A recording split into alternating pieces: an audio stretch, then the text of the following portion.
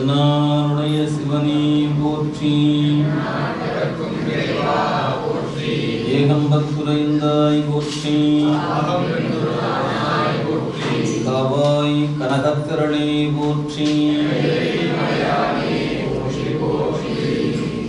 9ஆம் நூற்பாவில் நூற்பாவினுடைய கருத்தும் முதல் அதிகரணம் என்ற வகையில் முதல்வனை ஞான கண்ணாலே காண்க என்பது மேற்கோளாகவும், ஏது என்று வரும்போது அவன் வாக்கு மனாதீத கோசரமாய் நிற்றலாம், கடந்து நிற்பதும் அகப்படுதலும் 2 தன்மையும் இறைவனுக்கு உண்டு. பசு பாச ஞானத்தினால் கடந்து நிற்பவனாகவும் பதிஞானத்தினால அகப்படுபவனாகவும் இருப்பவன் என்பதை இந்த தொடர்கள் நமக்கு உணர்த்துகின்றன.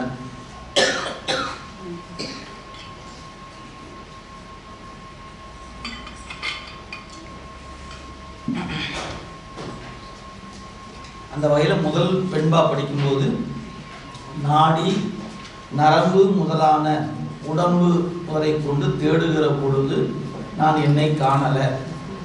பிறகு தன்னாலே அறந்தன்னாலே தன்னையும் கண்டு தம்மை காணார், இறைவன் அருளால் தன்னை காண்பார்கள், இறைவன் அருளை விட்டு தன்னை காண இயலாது என்பதை ஒரு குறிப்பு சொன்னார். இனி 2வது வெண்பா பார்த்தீங்கன்னா நாம் பார்க்க வேண்டிய 2வது வெண்பா பக்கம் 143. காட்டிய கண்ணே தனை காணா கண்ணுக்கு காட்டாய உள்ளத்தை கண் காணா காட்டிய உள்ளம் தனை காணா உள்ளத்தின் கண்ணாய கள்வந்தான் உள்ளத்தில் காண். இந்த பாட்டுல ஒரு அழகான ஒரு சிறப்பு கருத்தை வலியுறுத்துகிறார். இறைவன் நம் நெஞ்சு கூட்டுக்குள் கள்வனை போல் மறைந்திருக்கிறான் என்று குறிப்பிடுகிறார்.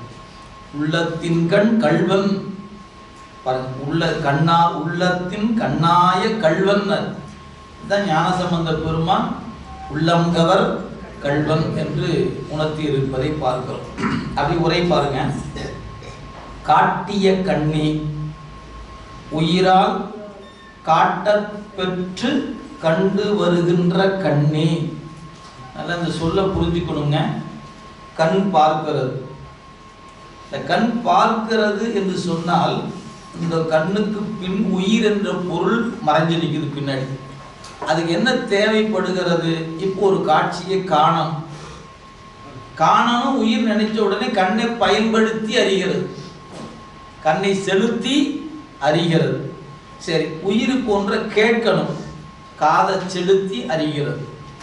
அப்ப இந்த புறக்கருவிகளாக இருக்கக்கூடிய கண்ணு காது மூக்கு மெய் என்று சொல்லக்கூடிய கருவிகள் அறிவற்ற சடம், முன்னர்ந்து படிச்சுட்டு இருக்கிறோம். எனவே இந்த கருவிகள் உயிர் இல்லாமல் செயல்படாது. கருவி செயல்படணும்னா உயிர் வேண்டும், உயிர் அறியணும்னா கருவி வேண்டும். இந்த 2க்கு பார்த்தீங்கன்னா தொடர்பு என்னன்னு கேட்டா, இது கண் முதலான கருவிகள் அறிவற்றவை, ஒருபோதும் எந்த ஒன்றையும் அறியாது. சரி, உயிர் அந்த கண் முதலான கருவியோடு கூடித்தான் காணுமே அன்றி அந்த கருவிகளுடைய துணை இல்லைன்னா இது எதையும் காணாது. சரி, இந்த உயிருக்கான அறிவு எப்படிப்பட்ட அறிவு? தானே அறிகிற அறிவு இல்லை. இந்த 2ம் ஒன்னா சேர்ந்து எப்படிங்க? கொஞ்சம் சிந்திச்சு பாருங்க. கண் முதலான கருவிகள் சடம், அது உயிர் கூட சேராது. சரி, உயிர் அறிவுடையது தானே? அறிவுடைய உயிர் என்ன செய்யாது? தாமே அறியாது. அப்ப என்ன பண்ணணும்? அதை அறிவிப்பதுக்கு ஒருத்தர் வேணும். அறிவிக்கிறதுக்கு ஒருத்தர் என்ன பண்றான் அப்படின்னு கேட்டா, ஆன்மாவாகிய உயிரை கண்ணு கூட போய் சேர்ந்துட்டேன் பாரு அப்படின்னு அவன் என்ன பண்ணான்? சிவம் உயிரை செலுத்த உயிர் கண்ணை செலுத்த ஒரு காட்சி நிகழ்கிறது. இப்போ காட்சியை பார்த்துட்டோம். எது? நம்முடைய பெருமானை பார்க்குறோம், சுவாமியை பார்த்தோம், என்ன அழகு அன்னைக்கு, சே அருமையாக இருக்கிறார் பெருமான் அப்படின்னு பார்த்தாச்சு. இந்த மகிழ்ச்சி கண்ணுக்கா உயிருக்கா சிவத்துக்கா? உயிருக்கு தான். ஏன்? கண் அறிவற்ற பொருள், அதுக்கு மகிழ்ச்சி இல்லை. அது காட்சியை பார்க்க சொல்லுங்க, பார்த்துட்டேன், என்ன படம் எடுத்து எந்த வச்சுக்க, நீ என்னவோ பண்ணிக்க அப்படின்னு அது கொடுத்துருச்சு. உயிர் தான் பார்க்குது, என்ன அழகா இருக்கு. அப்ப இந்த காட்சியின் பயன் கண்ணுக்கு தான். கண்ணின் பார்க்கக்கூடிய செயல் உயிர், அதை செலுத்துகிற உயிருக்கு நிகழ்கிறது. இந்த உயிர் அந்த காட்சியை கண்டு கண்டு மகிழ்கிறதுன்னு சொன்னா நீங்க நினைவில் கொள்ளணும், கண் தானாகவே சென்று காட்சியை காணாது. கண்ணும் கண்ணின் வழி அல்லாது காணாது, உயிரும் கண் அல்லாது காணாது. இந்த ரெண்டும் ஒன்று சேர்வதற்கு ஒருத்தன் கூட்டணும், அவன் தான் கூட்டி வைக்கணும். அவன் கூட்டி வைத்தால்தான் கண் காணும், செவி கேட்கும். அப்ப நமக்கு எப்படி உணர்த்துறாருன்னா, 5 கருவிகளும் சடம், ஆன்மாவோ தானே அறியக்கூடியது அல்ல. தாமே அறியாத அறிவுடைய உயிரும் அறிவே இல்லாத சடமும் கூடுவது எப்படி? நீங்க கண்டுபிடிங்கன்ட்டு. எப்படி கண்டுபிடிச்சிங்க, யாரு கூட்டுறான்னு பாருங்கிறார். பாருங்க, காட்டாய கண்ணி சொல்லு முறை பாருங்க. உயிரால் காட்டப்பெற்று காற்றப்பெற்று கண்டு வருகின்ற கண்ணே தன்னை காணா. இந்த கண் என்ன பண்ணுது? எல்லா பொருளையும் பார்க்குதுங்க, இமயமலையவே பார்க்குது. சரி உன்னை பாறேன் அப்படின்னா பார்க்காது. ஏன்? கண்ணுக்கு எல்லாவற்றையும் காட்டுகிற திறன் இருக்கிறது, தன்னை காணுகிற திறன் அதுக்கு இல்லை. தன்னை காட்டாது. அதான் சொல்றார், தன்னை காண, பிற பொருளை காணுமே இல்லாமல் தன்னை காண மாட்டாது. இதுதான் உதாரணம் நினைவு வச்சுக்கணும். கண்ணை கொண்டு எல்லாவற்றையும் காணலாம், ஆனால் கண்ணை கொண்டு கண்ணை காண இயலாது. இது நினைவு வச்சுக்கிட்டு அடுத்தது பாருங்க, கண்ணுக்கு காட்டாய உள்ளத்தை. இந்த கண் தன்னை காணல, ஒரு செய்தி. சரி, இந்த கண் தன்னை காணலைங்கிறது மட்டுமல்ல, தன்னை பின்னிருந்து செலுத்துகிற உயிரையும் காணல. இந்த கண் என்ன சொல்லணும்? நான் பார்க்கலிங்க, என் பின்னாடி ஒருத்தன் பார்த்துட்டு இருக்கிறேன், அவனுக்காக தான் நான் பார்க்குறேன் அப்படிதான் நினைக்குது? இல்லையே. கண் பார்க்கக்கூடிய காட்சிகள் அனைத்தும் உயிருக்கு தானே ஒழிய கண்ணுக்கு இல்லை. இந்த கண் தன்னை கண்ணென்று காணாது, அறிவில்லை. அதுக்கு அறிவில்லை என்பதனால தன்னை செலுத்துகிற ஆன்மாவையும் அது காண்பதில்லை. எனவே தன்னையும் காணாது, தன்னை செலுத்துகிற ஆன்மாவையும் என்ன செய்யாது? கண் காணாது. ஆனா எல்லாத்தையும் கண்டு கண்டு காட்டும். ஏன்? உயிருக்கு காட்டுகிறது. ஏன்? உயிர் எப்படி பார்க்குது? கண்ணை செலுத்தி எல்லாவற்றையும் காணுகிறது. அது உயிர் என்ற பொருள் கண் என்ற இந்திரியத்தை செலுத்தி உலகத்தை காணுகிறது. அந்த கண் என்ற இந்திரியத்தை எடுத்துக்கொண்டால் கண் தன்னை காணாது, தன்னை செலுத்துகின்ற உயிரை அது காணாது. இப்ப 2 செய்தி. கண்ணுக்கு தன்னை காணக்கூடிய ஆற்றல் இல்லை, தன்னை செலுத்துகின்ற ஆன்மாவை காணுகிற ஆற்றல் அதுக்கு இல்லை. இதை ஒரு பக்கமா வச்சுக்கணும். இப்ப இதை வச்சு கொண்டு ஒன்று சொல்ல வர பாருங்க. அப்ப தனக்கு கண்ணுக்கு காட்டாய உள்ளத்தை, கண்ணாகிய தனக்கு காண்பித்து நிற்கின்ற உயிரையும் கண் காணா, அக்கண் காண இயலாது.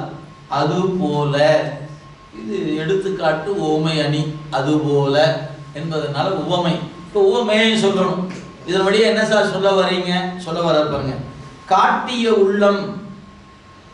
இப்போ உயிர் ஒன்றை காணுகிறது. நீங்க நினைச்சிட்டீங்க நான் காண்றேன்.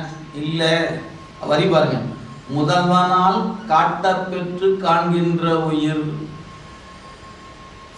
இல்லையே, நான் தானே பார்க்கிறேன் அப்படின்னு கேட்டா உங்களுக்கு அப்படி தோணும். உண்மை அது இல்லை. ஏன்?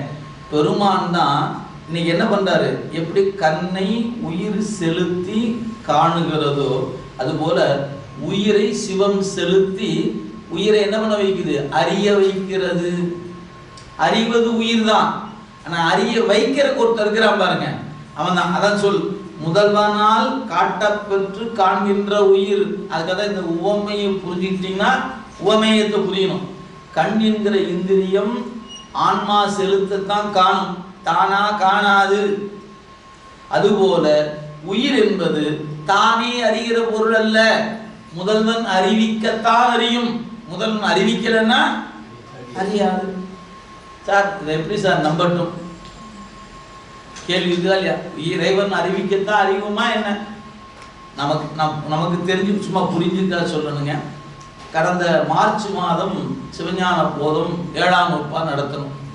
அடுத்து 3வது மாசத்துல 8ஆம் வகுப்பாக்கு வந்துருவோம்னு நினைச்சோம். நாம எல்லாம் அறியும் தான் நினைச்சோம் இல்லைங்களா? ஆனா முதல்வன் அறிவிக்க வேண்டும் என்று கருதவில்லை. என்னாச்சு? வாய்ப்பே அமையலையே. எல்லாருக்கும் விருப்பம், எப்ப வகுப்பு எப்ப வகுப்புன்னு கேட்கும் தான் நினைச்சோம். ஏன் சார் கேட்கல? நான் வர வேண்டாம் நினைச்சேன், நானும் தான் வரணும்னு நினைச்சேன், நீங்கள் தான் கேட்குன்னு நினைச்சீங்க. ஏன் சார் நடக்கல அப்படின்னா, காட்ட வேண்டியவன் அறிவிக்க வேண்டியவன் இப்ப வேண்டாம்னு நிறுத்தி வச்சுட்டான். இது நீங்க ஆழமா சிந்திச்சா மட்டும்தான் நீங்க இதுக்கு காரணம் சிவம் என்பதை உணர முடியும். சரி, அப்ப காட்டாம விட்டதுக்கு அவன் காரணம் சொன்னான். இப்ப காட்டுறதுக்கு யாரு காரணம்? அவன் தான் காரணம். ஏன் நேத்தே சொல்லல, வேண்டாம் இப்ப வேண்டாம், கொஞ்சம் தள்ளி போடவன் அப்படின்னு தள்ளி போட்டாரு. எதுக்கு? ஏதோ ஒரு காரணம் பற்றி நமக்கு அன்னைக்கு அறிவிக்கல. மார்ச் மாதம் முடிச்சு ஏப்ரல் மே ஜூன்ல சொல்ல வேண்டிய சாமி அடுத்த ஆண்டு வர வரைக்கும் காத்து ஜனவரி தான் சொல்றாரு. ஏன்? இது நம் கையில் இல்லை. நமக்கு எதனால நின்றுச்சு சொல்லுங்க பார்க்கலாம். நீங்க சிந்திச்சு பார்த்தீங்கன்னா யாராவது ஒரு நபரை இவரனால நின்று போச்சுங்க, அவரால் அப்படிலாம் இல்லை. மொத்தமா வகுப்பு நடத்த முடியாத ஒரு அடுத்த விழாக்கள், வெவ்வேறு சூழல்கள் ஏதோ ஒன்று இருக்குது. மொத்தத்துல நாம எல்லாரும் ஒன்று கூட முடியல, மூலம் படிக்க முடியும். அப்ப நீங்க என்ன நினைக்கலாம்? இவர் பண்ணாம விட்டார், அவர் பண்ணாம விட்டார், வராம. அதெல்லாம் இல்லைங்க. காட்ட அறிவிக்க வேண்டியவன் அறிவிக்க வேண்டும் என்று விரும்பவில்லை. ஏன் விரும்பல? அந்த உயிருக்கு இப்ப சொன்னா விளங்காது, பொறுமையா இருக்கு அப்படின்னு வச்சுட்டாங்க. எப்ப சொல்லணும்? ஒரு 6 மாசம் போரு, 8 மாசம் போரு, பாத்துக்கலாம் இரு அப்படின்னு நம்ம என்ன பண்ணிட்டான்? நிறுத்தி வச்சு. அப்ப எப்ப சொல்ல வேண்டும் என்று யார் நினைக்கிறா? அவன் நினைக்கிறாங்க. இதுதான் வாழ்க்கையில எல்லாருக்கும் எல்லா நேரங்களிலும் நடைபெறுகிற நிகழ்வு என்பதை மறந்து விடாதீர்கள். நான் வகுப்பு என்பது எடுத்துக்காட்டுக்காக சொல்றேன். நாம எத்தனையோ விரும்புறோம், அத்தனையும் வாழ்க்கை நடக்குதா என்ன? நடக்க மாட்டேங்குது. விரும்பாவது நடக்குகிறது, விரும்புவது நடக்காமலே போகுது. எதனால? இது தேவை, இது தேவையில்லை, இதை கொடுக்கணும், இதை கொடுக்க கூடாது என்பது யாரு? அவன் தீர்மானிக்கணும். இதை நாம் அறிவில் வச்சுக்கணும். எனவே யார் மீதும் வெறுப்பு காட்டினாலும் அது வினையாய்விடும். இவரால் தான் நின்று போச்சு, அவரால் தான் நின்று போச்சு அப்படின்னு நினைச்சிங்கன்னா வெறுப்பாயிடும். வெறுப்பு வினையாயிடும். அப்போ என்ன பண்ணணும்? திருவருள் எங்களுக்கு இன்னும் பக்கம் வரலன்னு இன்னும் கொடுக்காம இருக்கிறார் அப்படின்னு நினைச்சுக்கிட்டா பிரச்சனையே. இதுதான் நீங்க அடிப்படையில கருதணுங்க. இப்ப பாருங்க, முதல்வனால் காட்டப்பெற்று காண்கின்ற உயிர். அப்ப உயிர் எவ்வாறு அறிகிறது அப்படின்னா, முதல்வனால் காட்டப்பெற்ற உயிர் என்ன செய்யாது? தன்னை காணா, தன்னை அறிய மாட்டாது. கண் என்கிற இந்திரியம் தன்னை காணாது, தப்பே இல்லை. ஏன்? அது சடப்பொருள், அறிவற்ற பொருள். அது தன்னை காணாதுன்னு சொன்னா தப்பு இல்லை. ஆனா நாம அறிவானவன் ஆயிற்று, நானே என்ன தெரியலன்னு என்னையா நியாயம்? ஆம், உயிர்கள் தன்னைத்தாம் அறியாது கிடக்கிறது. ஏன்? அழுக்கு காரணமாக, மலம் காரணமாக. உயிரின் இயற்கை அறிவு தானே அறிதல் இல்லை. சிவத்துக்குத்தான் தானே அறிகிற அறிவு, உயிருக்கு அறிவிக்க அன்றி அறியா. அதனால சொன்னாரு, உயிர் தன்னை காணா, தன்னையும் தன் இயல்பை அறிய மாட்டாது. சரி, தன்னையே அறியாததுனால தன்னை செலுத்துகிற முதல்வனையும் அறிய மாட்டாது நிக்குது. இந்த உயிர் என்ன பண்ணி நிக்குது பாருங்க. முதல்ல என்ன தெரியல, அப்புறம் தானே என்ன செலுத்துறவள தெரியும். பாருங்க, தன்னையும் தன்னை உணர்த்தி நிற்கும் முதல்வனையும் அறிய மாட்டாது. இப்ப ரெண்டையும் பொருத்தி பார்த்து கொடுங்க. கண் தன்னை செலுத்துகிற ஆன்மா, கண் தன்னையும் அறிவதில்லை, தன்னை செலுத்துகிற உயிரையும் அறிவதில்லை. அது போலவே ஆன்மாவும் தன்னையும் தன்னை செலுத்துகிற முதல்வனையும் அறிய மாட்டாது நிற்கிறது. இவர் என்ன குற்றம் அப்படின்னு கேட்டா, கண் என்பது சடப்பொருள், அதுக்கு குற்றம் இல்லை.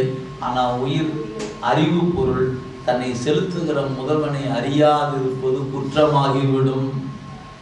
இங்க சொல்லல, பின்னாடி சொல்ல போறோம். எங்க 11ஆம் நூற்பாவில் காண்க, அங்க இருக்கு. காணும் உபகாரம், காட்டும் உபகாரம், 2 உதவி இருக்குது. காணும் உபகாரம் 11ஆம் நூற்பாவில் சொல்ல போறார். அங்க வரும்போது இன்னும் கொஞ்சம் புரியும். இங்க நினைவு வச்சுக் கொள்ளுங்க. சரி, இப்ப பாருங்க. உள்ளத்தின் கண், உள்ளத்தின் கண் ஆய சொல்ல பாருங்க. உயிரின் அறிவினுள்ளே மறைந்து நிற்பவனாகிய இறைவன் அறிவுக்குள்ள மறைஞ்சு நிற்கிறான். நீங்க எதை கொண்டு காணணும்? அறிவு கொண்டு தானே பார்க்கலாம். அறிவு கொண்டு காணணும்னா அறிவு கொண்டு எல்லா இடத்தையும் தெரியுமா? அறிவு கொண்டு அறிவுக்குள்ளையா தேடுவோம்? அதான் சூக்கும சொல்றாரு. நீ அறிவை கொண்டு அவனை இங்க இருக்கிறானா, மேல இருக்கானா, கீழே இருக்கிறானா, ஆழ்ந்து இருக்கிறானா, பாதாளத்துக்கு இருக்கிறான் தேடி தேடி பார்க்கறான், கிடைக்க மாட்டேங்கிறான். ஆனா அறிவுக்குள்ள இருக்கிறது பாரியாகிறார். அதான் சொல்றார், அறிவின் உள்ளத்தின் கண்ணாய உயிரின் அறிவுக்குள்ளே மறைந்து நிற்பனாகிய கள்வன் தான் உள்ளத்தில் காண். அம்முதல்வன் கள்வன் ஆகையால் உன் அறிவினுள்ளே அவனை அவன் அறிவாலே காண்பாயாக. உன் அறிவால பார்க்க கூடாது, அவன் அறிவால. இது பதிஞானத்தினாலே அவனை காண். உன் அறிவால பார்த்துன்னா தெரிய மாட்டான். ஆக இந்த இடத்துல ஏன் இப்படி சொல்லணும்? சிவ சமவாதிகள் என்பவங்க உயிருக்கு பாசம் நீங்கின வழி உயிர் தூய்மை பெற்றுவிடும், தூய்மை பெற்றபடி சிவத்தை தரிசித்து விடும். அருள் என்ற ஒன்பதுக்கு வேலையே இல்லைன்னா எனக்கு எதுக்கு அருள் வேணும்? எங்கிட்ட பாசம், சரி அது நீங்கிச்சு, இப்ப நான் என்ன, நானே சிவமாயிட்டேன். நான் ஏன் சிவத்தை அறியணும்னா நானே சிவந்தாயா, பாசம் நீங்கின வழி நானே சிவம்தான். அதனால அவன் பேர் சிவ சமவாதின்னு பேர். அடுத்த பத்தி பாருங்க. நாடி நரம்பு முதலியவற்றுள் யான் யார் என்று ஆராய்ந்து அறிந்தது உயிரே, தன்னையும் இறைவனையும் தெளிந்து அறியும் என்பது கொள்ளத்தக்கதே. ஆனால் பதிஞானத்தால் அன்றி உயிராகிய தன்னையும் இறைவனையும் தெரிந்து அறிதல் கூடாது என்று கூறுவது எவ்விதத்தில் பொருந்தும் என்பார் சிவ சமவாதி. எனவே சிவ சமவாத செய்வர். இப்ப அவங்க அது மறுப்பு சொல்றார் பாருங்க. கண் ஒரு பொருளை காணும் போது தானே காண மாட்டார், உயிர் காட்ட காணும். அம்முறையில் பொருளை காணுகின்ற கண் கண்ணாகிய தன் இயல்பையும் அறிய முடியாது, தன்னை செலுத்துகின்ற உயிரையும் அறியாது. அதுபோலவே நாடி நரம்பு முதலியவற்றில் நான் யார் என ஆராய்ந்து அறியும் உயிர் தானே ஆராய்ந்து அறியாது. நானே அறிந்தேன் நினைக்கிறியாப்பா, எங்க போய் நீயே அறிவு இல்ல அப்படிங்கிறார். தானே ஆராய்ந்து அறியாது, இறைவன் மறைந்து நின்று அறிவிக்க அறியும். இந்த உரை அவசியம் தெரிஞ்சுக்கணும். அதுக்காக தான் உரையை படிச்சுட்டு போறேன். இல்லைன்னா நான் கீழே போயிருப்பேன் அடுத்த பகுதிக்கு. இது நம்ம படித்து நினைவில் வச்சுக்கணும். ஒவ்வொரு உயிருக்கும் இறைவன் அறிவிக்கத்தான் அறியும். அவன் அறிவிக்காம எந்த உயிரும் அறியாது சொல்றார். எனவே முதல்வன் மறைந்து நின்று அறிவிக்க அறியும். எதுபோல கண் போல தன் இயல்பை அறிவதில்லை, தன்னை அறிவித்து நிற்கின்ற இறைவனையும் அறிவதில்லை. அவ்வாறு இருந்தாலும் கண் சடமாதலால் எக்காலத்தும் அறியக்கூடிய இயல்பு இல்லை, அது குற்றம் இல்லை. உயிர் கண்ணை போல் சடமின்றி அறிவு பொருள் ஆதலால் நான் யார் என்று ஆராய்ந்து அறிகின்ற அவ்வறிவிடத்து இறைவன் உடனாய் நின்று ஆராய்ந்து அறியுமாறு செய்து இறைவன் தெரியாமல் மறைந்து கள்வனாய் இருப்பான். நீ ஆராய தொடங்கும் போதும் அறிவுக்குள்ளேயே நிற்பான். நீ ஆராயும் போது கூட உதவியும் பண்ணுவான். நீ ஆராயும் போது என்ன பண்ணுவ? நானே பார்த்தேன் வச்சுக்கன்னு கம்முன்னு நின்றுக்கும். இல்லடா டே நான் சொல்லித்தாடா நீ தெரிஞ்சுக்கிட்ட, நான் சொல்லித்தாடா நீ தெரிஞ்சுன்னு சொல்லுவானா என்ன? ஒருபோதும் சொல்ல மாட்டான். ஏன்? தன் பெருமை தான் அறியா தன்மை. அவன் எப்பவுமே தன்னை காட்டிக்க விரும்பவே மாட்டானுங்க. நாம மட்டும்தான் நம்மளை காட்டிக்க விரும்புவோம். நான் யாரும் விரும்பல அப்படின்னு நம்மளை காட்ட விரும்புவது நாம மட்டும்தான். சிவம் அப்படி இல்லை. சிவனேன்னு தன்னை காட்டிக்க விரும்பாது. சிவத்தோடு நீங்க சேர்ந்துட்டீங்களா நீங்களும் அப்படித்தான் ஆயிடுங்க. என்ன நம்மளை காட்டணும்னு நினைக்க மாட்டோம். போயா சிவசிவான்னு இருப்போமா, சிவனேன்னு இருயா வேலை முடிவு போச்சு. பாருங்க அடுத்த பத்தி பாருங்க. இப்ப உயிர் அந்த சிவம் உயிரிடத்துல எப்படி இருக்குதுங்க? கள்வனாக இருக்கிறான். அவ்வாறு நிற்கும் இறைவனை அவன் அருளால் ஆராய்ந்து அறிய வேண்டும். இறைவன் என்னுள் இருக்கிறான்ங்கிறது எப்படி காணணும்? கண்ணை வச்சு பார்த்தா தெரியாது, என் அறிவு கொண்டு பார்த்தா தெரியுமா? தெரியாது. அவன் அருள் கொண்டு காணணும். இறைவனை அவன் அருள் கொண்டுதான் காணணும் சொல்றார். அவன் அருளால் ஆராய்ந்து அறிய வேண்டும். மெய்கண்டார் இறைவனை கள்வன் என்று குறிப்பிட்டுள்ளார். இது இந்த சொல்ல மெய்கண்டார் பயன்படுத்துற இந்த சூத்திரத்துல. சரி, இதற்கு முன் ஞானசம்பந்தர் அவரை கள்வன் என்று குறித்திருக்கிறார் அப்படின்னு பார்க்கிறோம். சங்க இலக்கியங்களில் தலைவி தலைவனை கள்வன் என்றும் தலைவன் தலைவியை கல்வி என்றும் சொல்லுகிற முறை உண்டு. அந்த வகையில சொல்றார் திருஞான சம்பந்தர் இறைவனை முதலில் உள்ளம் கவர் கள்வன் என்கிறார். திருவுந்தியாரில் இறைவனை கள்ளர் என்று குறிப்பிடுகிறார். இறைவனை கள்வன் என்று கூறியதற்கு சிவஞான முனிவர் மிகச்சிறந்த விளக்கம் தந்துள்ளார். கள்வன் என்றது கண்ணுக்கு உயிர் மறைந்து நின்றே காட்டுதல் ஆகலார். அது தன்னையும் உயிரையும் அறிய மாட்டாது. அதுபோல முதல்வன் எதுகாரும் மறைந்து நின்றே உணர்த்துதலின் உயிர் தன்னையும் முதல்வனையும் அறிய மாட்டாதாயிற்று என்பது அவர் தந்திருக்கின்ற விளக்கமாகும். எனவே உயிருக்குள்ளதான் இருக்கிறான், மறைந்து நிற்பதனால அவனுக்கு கள்வன் என்று பெயர். கள்வனாவே மறைந்து நிற்பவன் என்று பெயர். சங்க இலக்கியங்களும் சரி, மற்ற எல்லா இடத்தும் சரி. எனவே மெய்கண்டாருடைய இந்த நுட்பமான செய்தியை சொல்லும்போது கண் என்பது எல்லாவற்றையும் காணும், உயிர் செலுத்தத்தான் காணும். உயிர் என்பது சிவம் செலுத்தத்தான் அறிகிறது. ஆனால் உயிர் தன்னையும் அறியாது, தன்னை செலுத்துகிற முதல்வனையும் அறியாது நிற்கிறது. கண்ணுக்கு அந்த குற்றம் இல்லை, உயிருக்கு அத்தகைய ஒரு குற்றம் இருக்கிறது. ஏன்? தன்னை அறியாது இருக்கிறான் என்கிற குற்றம் இருக்கிறது. அப்படி தன்னை அறிய முற்படும் போது இது ஒருவாறு மயங்கி அறியும். அவன் அறிந்தவாறே நிக்கிட்டு சான் கபன் நின்றுக்குவார். இதுதான் நம்ம பார்க்கக்கூடிய நிலை. சரி, இனி இரண்டாம் கூறு இது, அதாவது ஊனக்கண் பாசம் உணராப்பதி ஞானக்கண்ணில் சிந்தை நாடி உரா துணை தேர்த்தென பாசம் ஒருவர். இதுதான் இரண்டாம் கூறு. உரா துணை தேர்த்தியன பாசம் ஒருவர். அப்படியே பாருங்க. இனி அசத்தாய் உள்ள வண்ண பேதங்களை அசத்து என்று காண உலகாய் நிற்பது ஞான சுரூபம் என்று உணரற்பாற்று. அசத்தாய் உள்ள வண்ண பேதங்களை அசத்து என்று காண உலகாய் நிற்பது ஞான சுரூபம் என்று உணரற்பாற்று. என்னையா சொல்லி இருக்கிறாரு அப்படின்னு கேட்டா, இப்ப நம்ம இந்த சுவர் எடுத்துக்கொள்ளுங்களேன். பார்த்தோன்னே அழகா இருக்கு. ஏன்? அது கொடுத்த வண்ணம், மேலே பூசி பூச்சு எல்லாம் பார்க்குறோம்.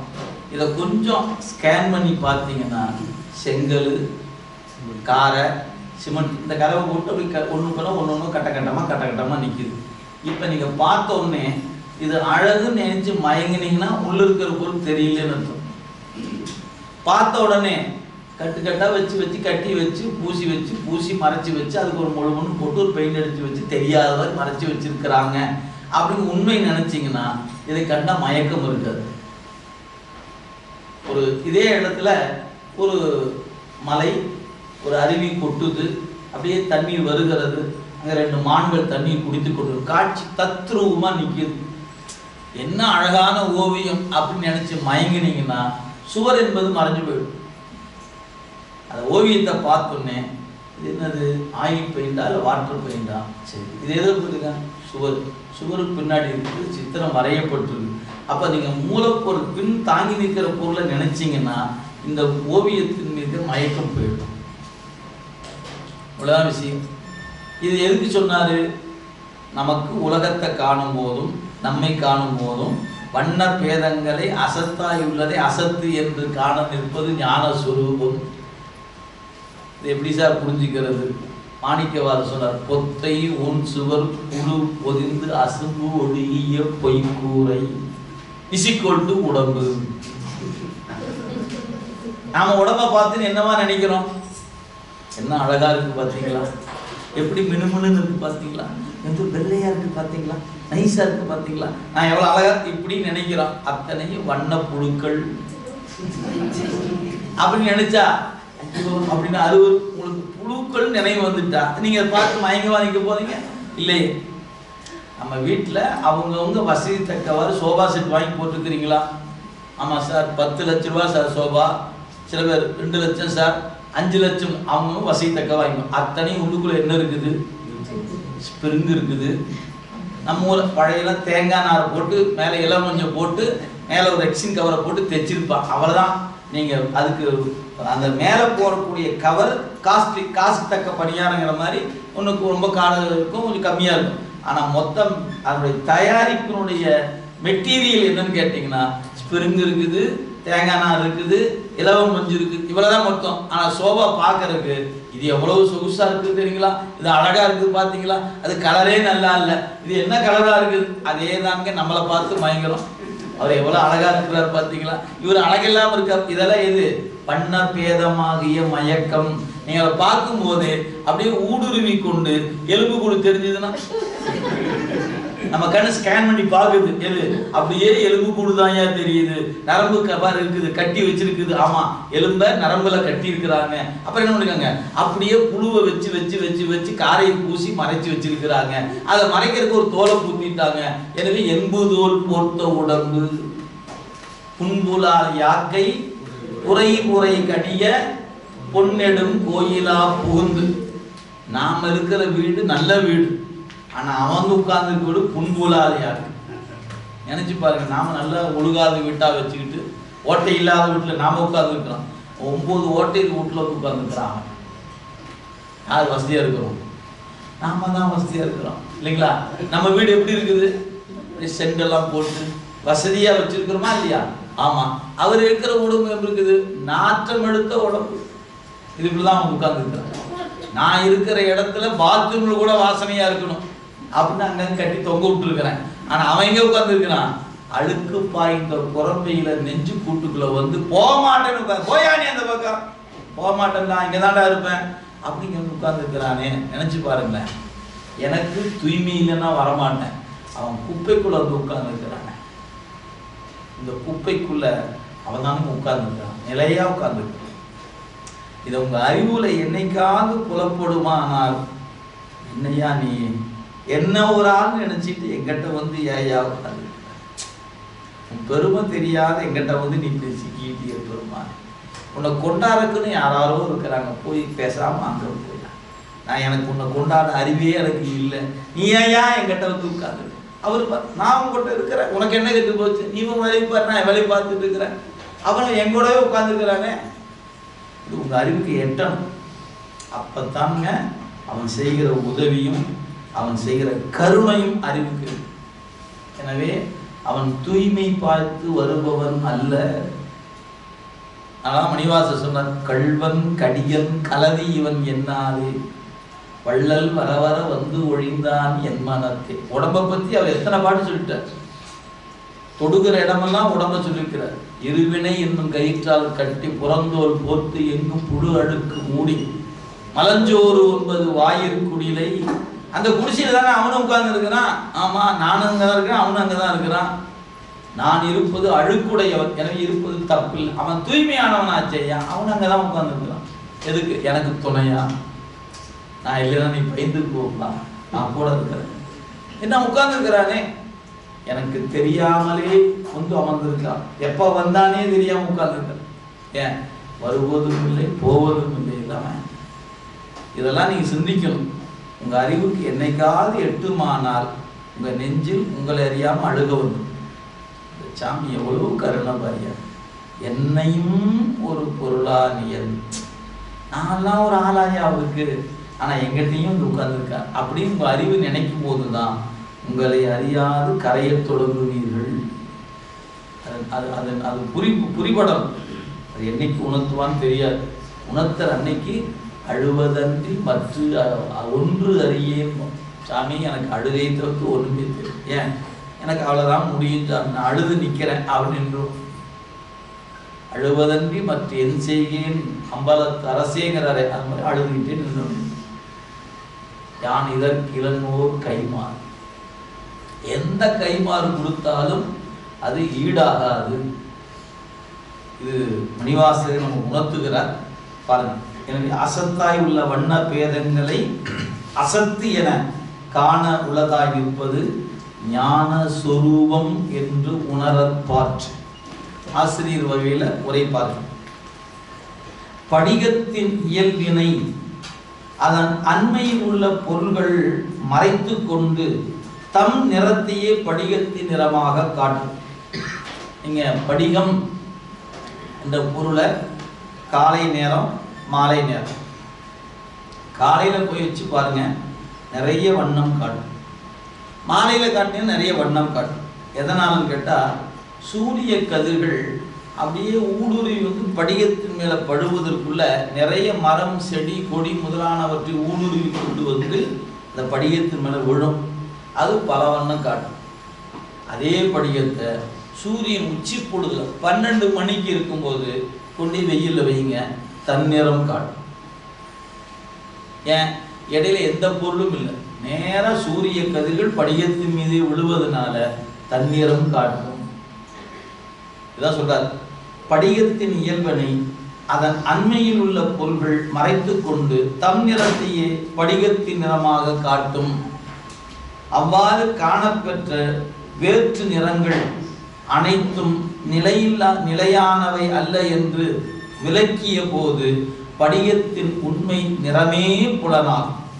அதுபோல சிவஞானத்தை மறைத்து நிற்கும் நிலையில்லாத உலகப் பொருள்களை நிலையில்லாதன என்று கண்டு தெளிந்தால், இதெல்லாம் நிலையில்லாதவை, இதெல்லாம் நிலை என்று கண்டு தெளிந்தால் பாச ஞானமும் பசு ஞானமும் நிலையில்லாதனவாய் நீங்கும். உடனே சிவஞானம் விளங்கி தோன்றும். அந்த ஞானம் எப்ப சார் வரும்? இது நீங்கினா அது வரும். இது எப்ப சார் நீங்கும்? விதி என்னும் 5 எழுத்து. 5 எழுத்து சொல்லணும், விதிப்படி சொல்ல வேண்டும். அதான் சொல்ல போறார் பாருங்க. இன்னொரு அடுத்து பத்தி பாருங்க. வண்ண பேதங்கள் என்பதற்கு நிற வேறுபாடுகள் என்று பொருள் கொண்டு அதற்கு தக்கவாறு படிகம் என்ற சொல்லை மேற்கோளில் வருவித்து பொருள் செய்யப்பட்டுள்ளது. வண்ண பேதங்கள் என்பதற்கு வெவ்வேறு வண்ணங்களால் தீட்டப்பெற்ற ஓவியங்கள் என்று பொருள் கொண்டு சுவற்றில் தீட்டப்பெற்ற ஓவியங்கள் சுவரை மறைத்து பல வடிவங்களாக காட்டுவது போல் கூறப்பெற்றது. ஒரு சுவரில் அழகிய ஓவியங்கள் தீட்டப்பெற்றுள்ளன. அவ்வோவியங்கள் சுவரின் உண்மை வடிவை மறைத்து நிற்கின்றன. ஓவியங்கள் நிலையற்றன என்று உணர்ந்தால் சுவரின் உண்மைத்தன்மை புலப்படும். அதுபோல உலகப் பொருள்கள் நிலையற்றன என்று தெரிந்தால் சிவஞானம் விளங்கி தோன்றும். இதான் காலத்துங்க. பொய்யாக தோன்றிவிடும் உலக வாழ்வனைத்து மெய்யாக தோன்றாத பொருள். இது பொய் என்று நீ என்று உணர்கிறாயோ அப்போது மெய் உணர்வு வந்துடும். அப்ப இது நிலையில்லாதவை. அப்ப நாம் காணுகிற உலகம் நிலையில்லாதது, இந்த உடம்பு நிலையில்லாதது என்ற நிலையில்லாதது என்பதை உணர்கிற போது நிலையான மெய்ஞானமாகிய அறிவு விளங்கி நிற்கும். அது சிவத்தின் உதவியால் விளங்கும். வண்ண பேதங்கள் சித்திரம் என பொருள் கொண்ட வழி நிலையுதல் உடைய பித்தின் சொரூபத்தை காட்டாது. மறைத்து நிற்கும் நிலையுதல் இலவாய் உள்ள சித்திரங்களை இவை நிலையுதல் உடைய வல்ல என்று கண்ட வழி ஒரு பொருள் தன்மையால் விளங்கி தோன்றும் பித்தி போல என்று உரைத்து கொள்க. சிவஞான முனிவருடைய உரைக்குழு பித்தினா சுவர் அப்படின்னு கொடுத்துட்டார். நூற்பாக்களில் அதிகரணங்களை, அதாவது கூறுகள், மெய்கண்டார் மேற்கோள் ஏது எடுத்துக்காட்டு ஆகியவற்றை அமைத்து விளக்கம் கொடுத்துள்ளார். மற்றைய கூறுகளில் மேற்கோள் ஏது என்பவற்றை தனித்தனியே காட்டி வந்த மெய்கண்டார் மேற்கோளின் ஒரு பகுதியாக ஏகதேச உருவகத்தில் ஏதுவையும் சேர்த்து இங்கு கூறியுள்ளார். சிவஞான முனிவர் உரையில் மேற்கோளையும் ஏதுவையும் தனித்தனியாக பிரித்து கூறியுள்ளார் அப்படின்ட்டார். இனி மேற்கோள் அசத்தாய் உள்ள வண்ண சொல்றார். இனி அசத்தாய் உள்ள பிரபஞ்சத்தை அசத்து என்று காண உடலாம் நிற்பது ஞான சொரூபம் என்றது. மேற்கோள் கட்டு ஏது சொல்கிறார். மேற்கூறியவா சொல்றார்.